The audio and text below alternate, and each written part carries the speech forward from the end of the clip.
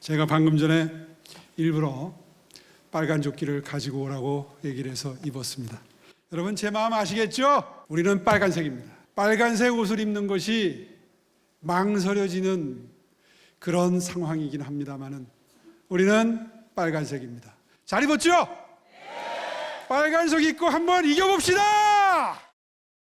국민의힘 아닌 척 해도 우린 국민의힘 후보예요. 하얀 잠바 입고 다녀도 빨간 잠바 입은 국민의힘 후보입니다, 여러분.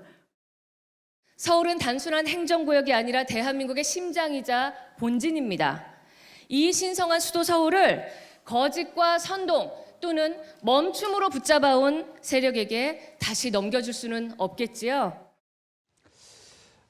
화면을 보시면 어떻게 느끼셨는지 모르겠습니다만 요즘 그 오세훈 후보가요 유독 이 빨간색을 강조를 하고 있습니다. 오늘 행사 말미에도 흰색 상의를 입고 있던 참석자들을 지금 화면에 나오죠.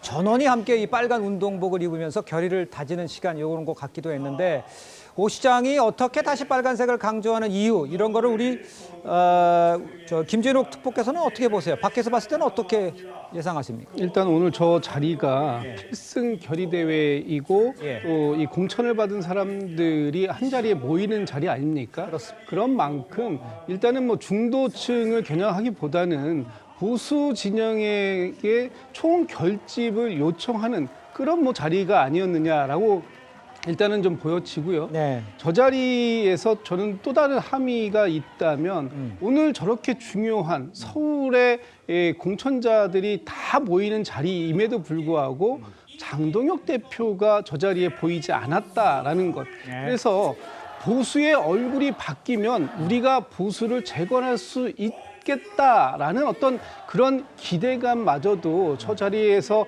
빨간 옷을 입자라는 걸 강조하면서 강조해 본 거 아닌가라고 저는 이제 어떤 정치적인 해석을 좀 해보이고요. 예. 특히 작년 12.3 비상계엄 내란 사태 이후에 뭐 대선에서 지고 또 이번 지방선거에서 상당히 열세에서 출발하는 자리이다 보니 예. 다소 주눅들고 열패감이 들 수 있는 상황을 우리가 다 같이 똘똘 뭉치면 극복할 수 있지 않겠느냐라는 그런 의지의 표현을 국민의힘을 상징하는 빨간색 점퍼를 다시 입는 퍼포먼스로 어떤 모습을 보여준 거 아니냐? 저는 이런 정도의 해석이 좀 가능해 보일 것 같습니다. 알겠습니다. 근데 화면을 보시면요. 저희가 설명해 올리도록 하겠습니다. 오세훈 후보 같은 경우에 오늘 지금 나오죠. 서울을 이기면 국민의힘 이긴다. 바닥에서부터 치고 올라가는 역전승의 드라마를 만들어보자 하면서 지지층의 결집을 호소했습니다.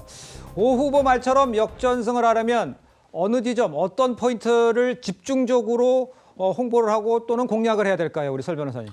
그러니까 오세훈 후보가 저는 이제 빨간색을 오늘 강조하는 이유는 뭐 여러 가지 의미가 있겠습니다만은 본인이 이번 서울시장 선거를 나옴에 있어서 어떤 표현을 썼었냐면 어떤 나 혼자 적진에 뛰어드는 장수가 아니라 네네. 나와 함께 이 전쟁을 이겨야 되는 장수들을 이끄는 예. 본인이 제 선봉장에 서 있는 장수라는 의미이고 또 하나는 서울시에 10년 이상 어떤 다선의 그 서울시장을 하면서 누구보다도 국민의힘에서 오랫동안 정치한 사람 아니겠습니까? 보수 진영에서. 그렇다고 한다면 빨간색을 강조한다는 것은 보수의 적절한 의미, 스스로 적절한 의미를 또 내포한 것은 아닌가라는 생각이 들고 네.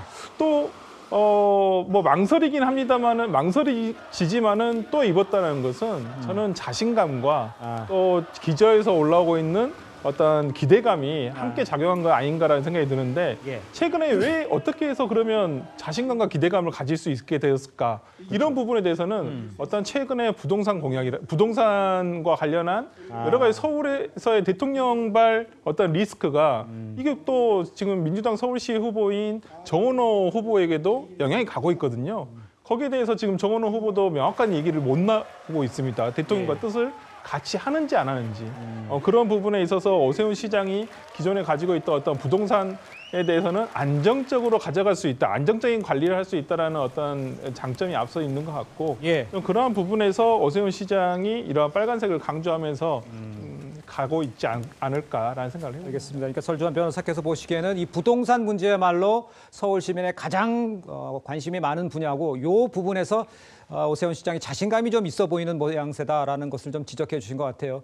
자, 그런데 반면에 정원호 민주당 서울시장 후보는 오늘요 전태일 기념관을 찾아서 노동 공약을 발표를 했습니다. 한번 직접 들어보시죠. 서울이 노동으로 움직인다면 일하는 시민의 시간도 서울시가 함께 책임져야 합니다. 일하는 시민의 시간을 지키는 두 가지 약속을 드립니다. 서울형 유연근무를 확대하겠습니다. 긴 출퇴근 부담을 줄이고 생활권에서 일할 기반을 넓히겠습니다. 서울시 스마트워크 인증제를 도입해 유연근무 참여 기업에 장려금과 서울시 사업 인센티브를 제공하겠습니다. 아프면 쉴 수 있는 권리 서울형 유급병가제도를 도입하겠습니다. 서울에는 90만 명이 넘는 프리랜서와 1인 자영업자가 있습니다. 하지만 하루를 쉬면 소득이 줄기에 아파도 병원을 찾기를 미루시는 분들이 많습니다. 아프면 쉬는 것은 특권이 아니라 상식입니다. 자, 일단 정원호 후보가 오늘 노동 공약을 발표를 했는데 서울 민심의 핵심은 부동산 문제일 수도 있겠죠. 정원호 후보가 최근 발표한 일명 착착 개발을 두고 오세훈 후보 측에서는 포장지만 바꾼 복불 정책이다 이렇게 정책을 베꼈다 이런 이야기지 않습니까? 이런 지적에 대해서는 여선홍 대변인께서는 어떻게 말씀하시겠어요? 그러니까 오세훈 후보 측에서 계속해서 이제 뭐 정원호 후보의 부동산 정책 공약을 가지고 비판을 하는데요. 예. 저는 사실은 지금 오세훈 후보 측의 메시지가 약간 좀 혼선이 있다.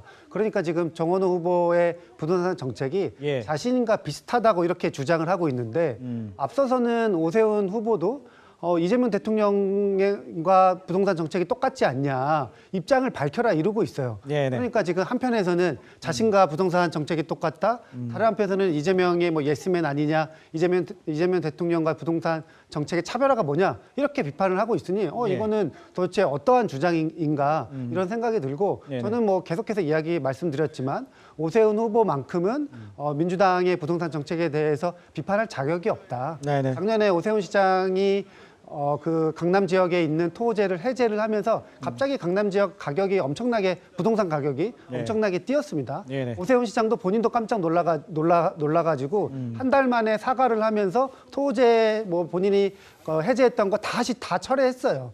그래서 이제 부동산 정책을 오세훈 시장이 과연 잘할 수 있나? 저는 오세훈 시장이야말로 부동산 정책에 있어서 불안한 후보다 이렇게 생각을 합니다.